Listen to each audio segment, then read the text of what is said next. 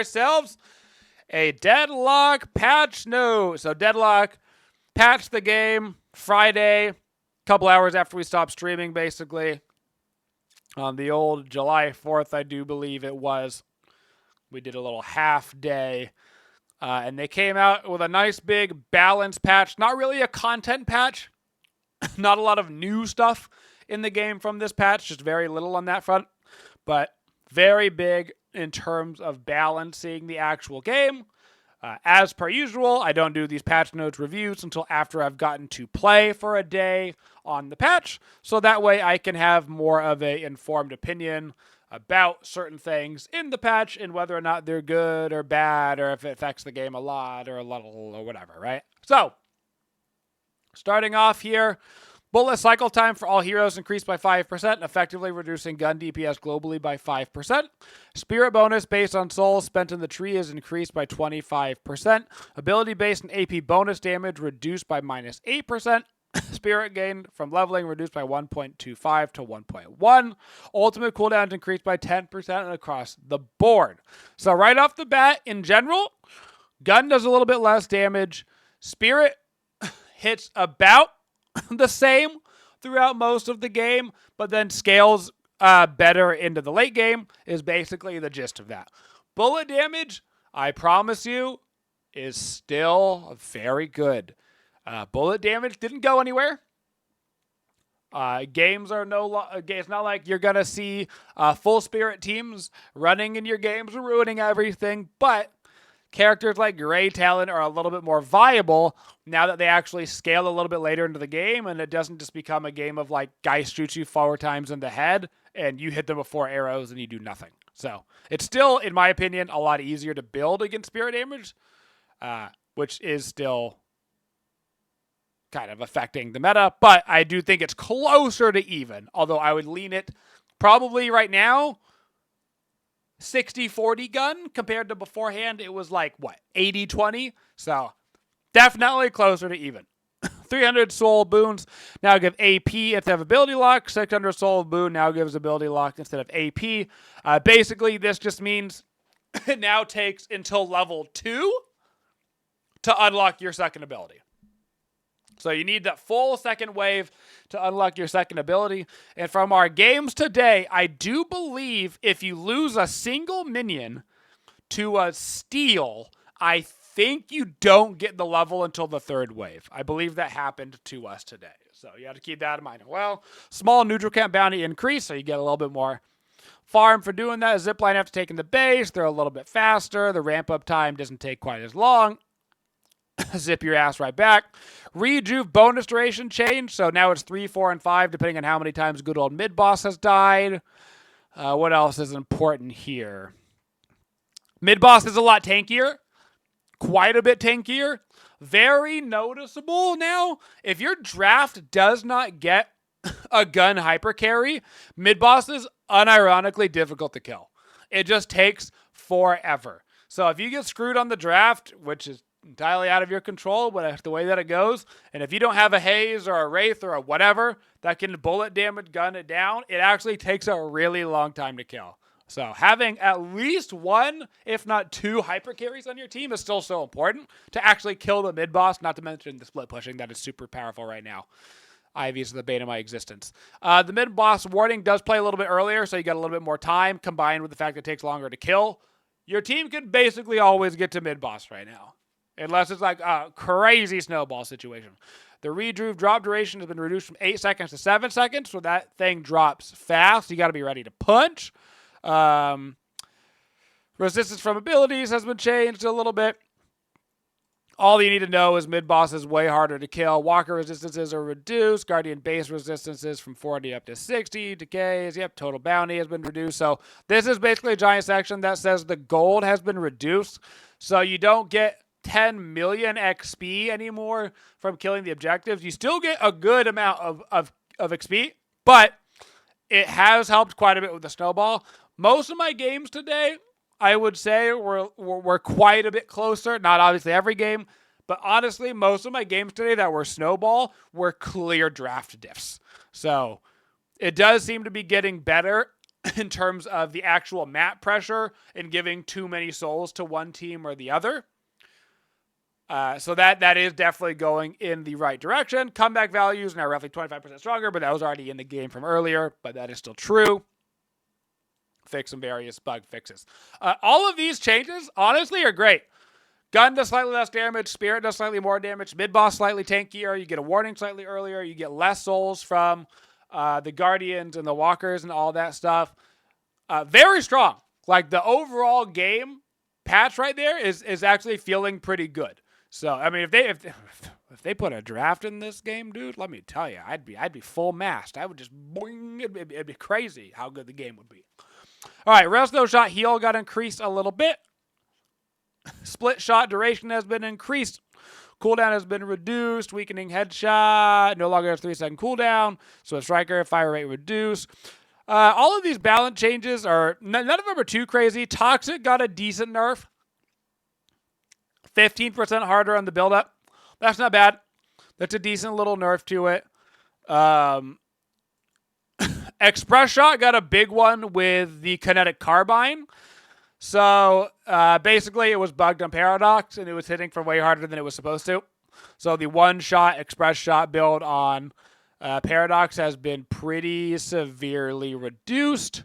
Cultist Sacrifice has a reduction in the cooldown, but honestly, Cultist Sacrifice is kind of dead because of a change that we will read later on. The item is pretty much dead.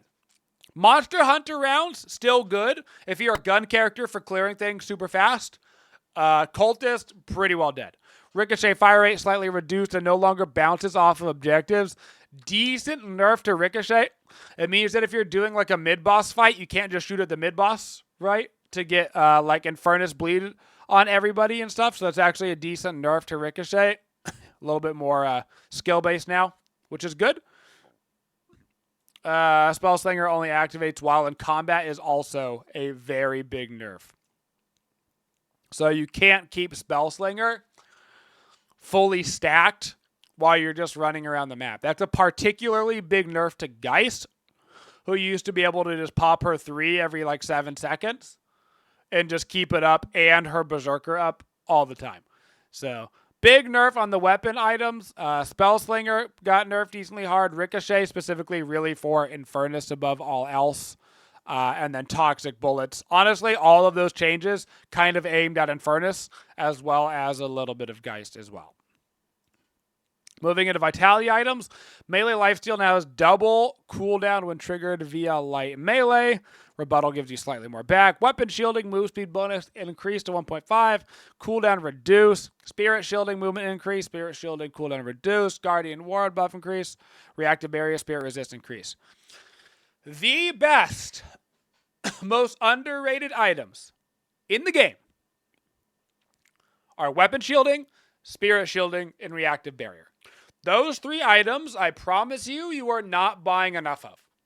If you are a squishy character, right? If you're a tanky character, getting the resist is still really good because you're probably going to build like 4 or more resist items, plus you're going to be building HP, right? If you are a squishy character who's going to be low HP and low resistance anyway, get Weapon Shielding, Spirit Shielding, and Reactive Barrier over the resistance items right now. It is better for you than the Enchanter's Barrier and Ballistic Vest. It just is better. They scale towards the late game being upwards of like 600 to 700 HP. So whichever one you need the most, buy it. If you need 2 of them, buy them. If you've got room in your build for 3 of them, that's 2,000 extra HP. Insanely efficient. I cannot express enough how much you should be buying those items right now. The fact that they got buffed is crazy. They are so much more efficient for a squishy character than Resistance is. Life Strike, same thing. Fortitude, reduced regen from 3 to 2, no longer grants weapon damage. Fortitude got nerfed real bad from Vitality. It was the loser of Vitality items. Real bad. I haven't seen a lot of people buying it anymore. Maybe it's still viable on like a full tank character that wants to sustain, but as far as buying it on everybody, we're dead in the water. I honestly just think the item's dead. I think it's like a Veil, like when Veil Walker was crazy OP, and now it's, nerfed into the floor. Veil Walker, though, heal, scales with boons. Look at that. Counter spell, reduce cooldown from 25 to 20, grants 100 health and 8 spirit power. Successful parry provides 150 heal. If you were not buying counter spell, you need to be buying counter spell. Have to poo. What a time to sub, brother. Counter spell, weapon shielding, spirit shielding, reactive barrier. Those 4 items, you should be keeping your eye on every single game on every single squishy character in Deadlock right now. They are nuts. Trophy collector souls per minute increase from 20 to 23. Honestly, not that big of a change. Inhibitor now uses the build-up proc mechanic. Debuff duration increase from 3 to 4. Kind of. I would consider this an overall pretty decent nerf to Inhibitor. Siphon Bullets gives you bullet resistance instead of spirit. Cheat Death gives you bullet resistance instead of spirit, and the cooldown has been reduced. Divine Barrier buff's been increased for a whole second. Cooldown reduction on Witchmail from 3 to 4, and Unstoppable fixed silence passive interaction during this stage. So a nice little bug fix on that. So, winners of the Vitality items, Counterspell and all the shielding items. Losers, Fortitude and Inhibitor, but really mostly Fortitude. Spirit items. Rusted Barrel, the item that you've never bought, so it doesn't matter. Health increase 50 to 60, gives you 0.5 sprint and cooldown reduced. You should be buying some of these items. They're very good situationally, but I know that you're not. Don't lie to me. You're just buying your kinetic dash on cooldown. Disarming Hex, cooldown reduced. That's nice for Disarming Hex. Spirit Strike, double cooldown light melee. Slowing Hex, 0.5 sprint. Debuff duration stays on longer, so it's easier to see. Nice. Spirit power reduction from minus 12 to minus 15 on the Spirit Sap. Slowing Hex having a nice day for all the wardens out there that want to keep people in your 3. Spirit Snatch, still the best name inside of Deadlock. Double cooldown with light melee. Knockdown has extra ability range on it now, 6%. Cooldown has been reduced. Rapid Recharge, Spirit Power for charge abilities increased from 16 to 20. So nice for characters like Vindicta that want to snipe a lot. Grey Talon that want to pop his 1 a lot. Cooldown reduction stat. Here's a big change, and this is why we talked about earlier why Occultist is no longer viable. Cooldown reduction stat is now named to ability cooldown reduction. It only affects abilities, not items. If you want it to affect items, there's a new tier 4 item called Transcendent Cooldown, which builds off of the tier 2 Superior Cooldown, which gives you 30% ability cooldown and 30% item cooldown ability. So, also, they brought Superior Cooldown up to 25%.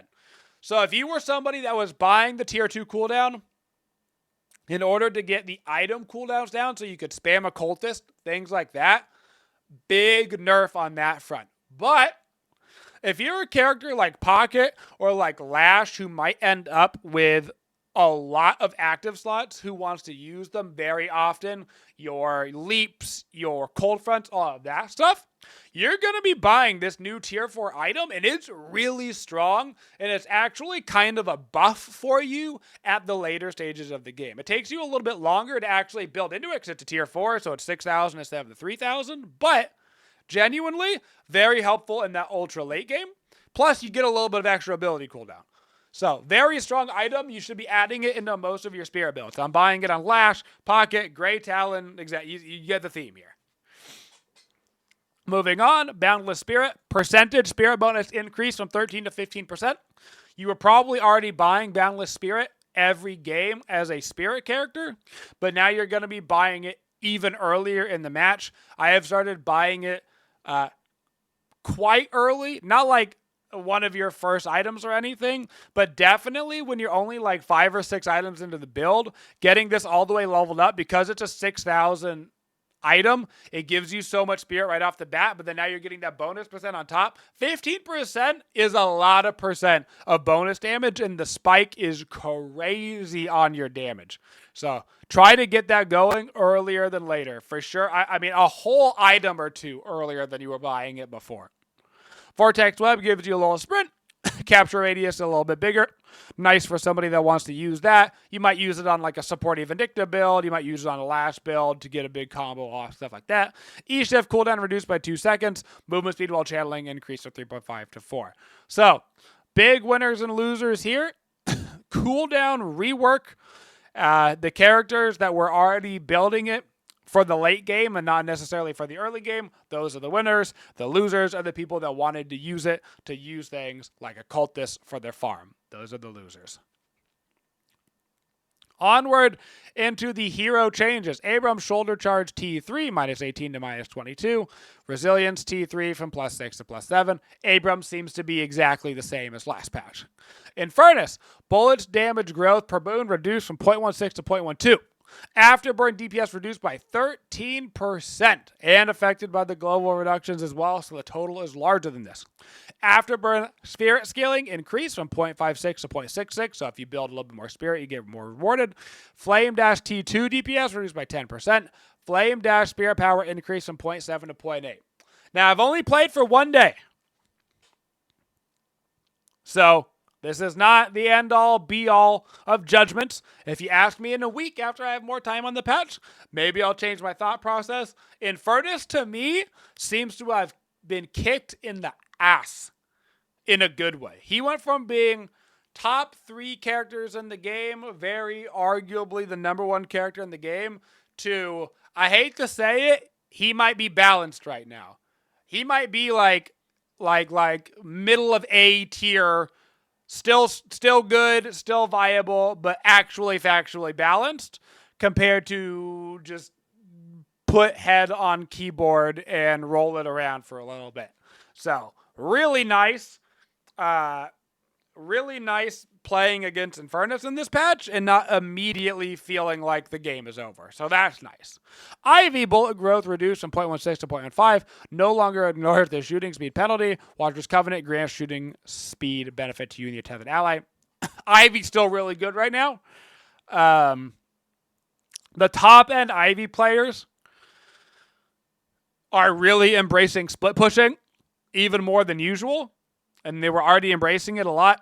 Ivy's ability to split push and get down like Guardians and Walkers is nearly unparalleled because then you can just ulti out after. Very safe split push character. Seems to be the premium way to play it right now in ranked, even though it's very annoying. Kelvin, Frozen Shelter now freezes Urn. Yeah, screw you, Kelvin, and ulting on the stupid Urn.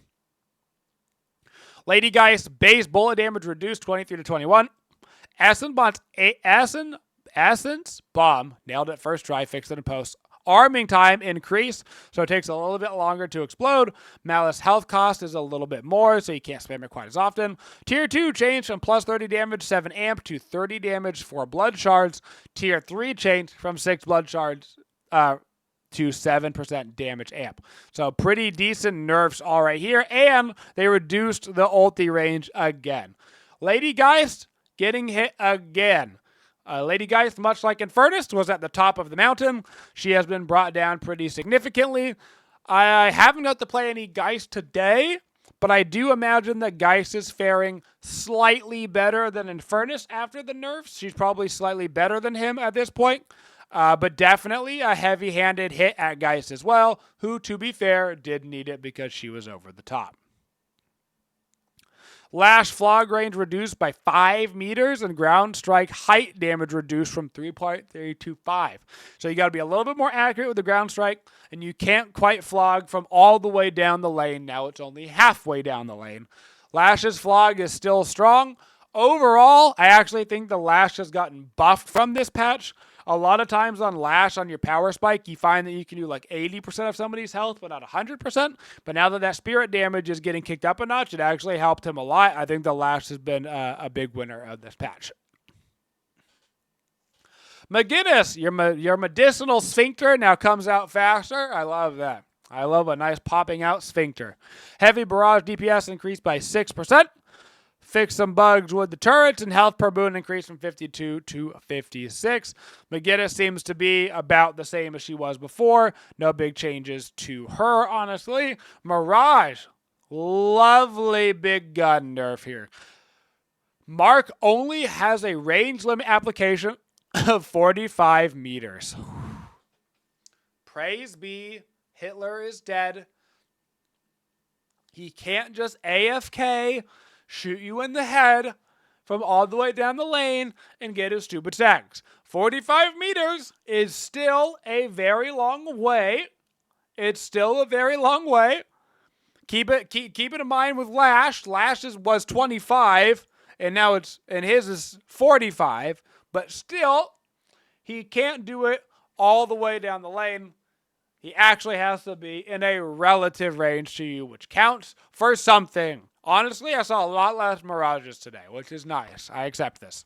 Paradox, gun recoil adjustments make it smoother. Paradox got that big nerf with the express shot getting fixed on his kinetic carbine. Sucks to be a Paradox right now. Pocket, fixed cloaks sliding up walls very quickly. Honestly, it did not. This is a lie. It can still do that. Fixed cloak getting sometimes stuck on the lip of a corner. This is a lie. It still does that. And fixed cloak issue where you would teleport far shorter than expected. Maybe that is fixed. Possibly. These two are not fixed. So, to all the pocket boys out there, your cloak is still thick, and it's getting suck. Stormcloud DPS reduced by 10%. I did not get to play 7 today. I wanted to, but I just never got him in the queue. But there was a 7, I think, in literally every game. Theoretically, 7 should be really good right now.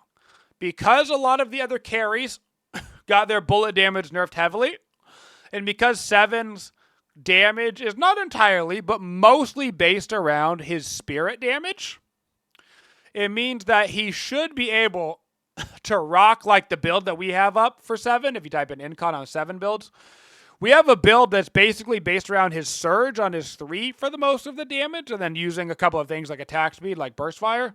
That should actually be even stronger than it was before. So I expect 7 to be in a really good place right now. So we'll play quite a bit of 7 tomorrow. But I expect him to be very strong right now in the right hands. Sinclair, base bullet damage reduced by 3. Bullet velocity reduced. Rabbit Hex cast range reduced. Rabbit Hex detonation delay increased. Rabbit Hex movement speed increased by a lot. And it can no longer teleport back to assistant while silenced or cursed. So, this, from a ranked perspective, is probably the death of Sinclair. He maybe got hit harder than any other hero in the patch besides possibly Infernus, but Infernus was even better, so he had more room to wiggle on the way down. This could be a killer for Sinclair. He's been an absolute laning menace for a long time. The first 10 minutes of the game might as well have just been called Sinclair O'Clock, because there was no reason for you to even show up in the laning phase. It doesn't necessarily affect some of his oppressiveness in the laning phase. His 1 can still double dink you, right? His bullets are still going to hit you, just not quite as hard, and it's still pretty easy to aim at, all that stuff.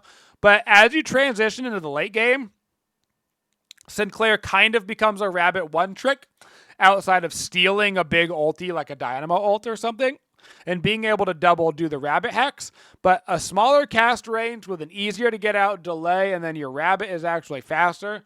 All of these things are drastically affecting Sinclair. I think I only saw 1 Sinclair today, and I can't tell you the last time that I only saw 1 Sinclair in a day. So, and then this right here means he's actually killable if you buy Curse or if you CC him in various different ways, compared to him always being invincible and just yellowing back. So, very big nerfs to Sinclair. Warden-based bullet damage reduced from 17.6 to 17. Seemingly no effect on Warden. Warden also is a very hybrid character. Even if you build him full bullet, he still has the ulti, which does a ton of spirit damage. So he seems to be affected a little bit less by the changes to bullet damage and seems to still be doing totally fine. He came out mostly unscathed. Wraith card trick, T3 slow increase from 25 to 30. Who cares? Card trick spirit scaling increase from 1.1 to 1.2. Honestly, who cares? Project Mind going nowhere if the player is on even ground. Bug fix. Wraith got nerfed really hard, a patch or 2 ago? And then on top of that, now we've got the bullet damage nerfs. While Wraith is a viable And some of the other characters got nerfed as well, right? Like Infernus getting nerfed down, Geist getting nerfed down. Like all of those make her a little bit more viable. But I still do think that she loses to quite a few of the other carries. I think there's a strong argument that 7 is going to be the number 1 carry in the game now. I think Infernus is still super viable as you get later into the game. Geist is still going to be super viable as you get later into the game as well. Warden, like I said, mostly got out unscathed. So, like, those 4 characters I expect to do better. Haze, while they didn't get any individual changes, bullet damage affects her really drastically, kind of like how it affects Wraith. Haze seems to be doing okay, but I can't think of a reason to play Haze over, like, a Warden or a 7. But, you know, the Haze mains are still doing pretty good. They still get a lot of kills. Wraith, I kind of feel like the same way right now. Like, I don't really know why I'd play Wraith over an Infernus or something, even with the nerfs. So we'll see how it goes. We got to get more testing in. We got to see more, you know, competent players playing all these different characters and different builds and stuff. But for the most part, the build has been good. I am enjoying this patch. I think they've taken the game in the right direction, particularly on this general stuff. Obviously, with individual items and heroes, there's going to be, you know, better patches and worse patches. And when you buff one character, now somebody else needs, you know, a nerf. And then when you nerf this character, now this guy needs a buff. And it's just that cycle of life and perpetually going through it. And that's part of playing a MOBA. Certain characters are good for certain patches, and then they get nerfed. And then other characters come up and they rise and they take the spot, and you go through the whole process. But the actual general changes, I do think, are more important because they indicate more of a overall direction for the game and not just like a hot fix of this character was clearly broken. This patch makes the games a little bit closer. It slows down the pace of the game a little bit. And in general, it makes the game feel a little bit more like a MOBA. And they're kind of keep approaching. If they keep going in this direction, they're really going to like solidify that MOBA aspect of fighting over team-wise on the objectives or sending 5 people to do mid-boss and 1 person to split push, like those kind of classical strategies that you would expect to see from a MOBA. And so I'm glad that they're kind of embracing that, because for a little while here, we kind of tried the death ball, almost like straight shooter aspect of the game. And I don't think that people wanted that as much as they want a little bit of a slower pace MOBA strategy with all of the cool elements that make Deadlock. And I do think that this patch kind of solidifies it into that space. And we'll be able to keep testing more as we play this week, guys. So make sure you're commenting, subscribing, and all that stuff, and downloading Marvel Strike Force and supporting the Twitch ES community to help keep that stream dream alive, because we love all that good stuff.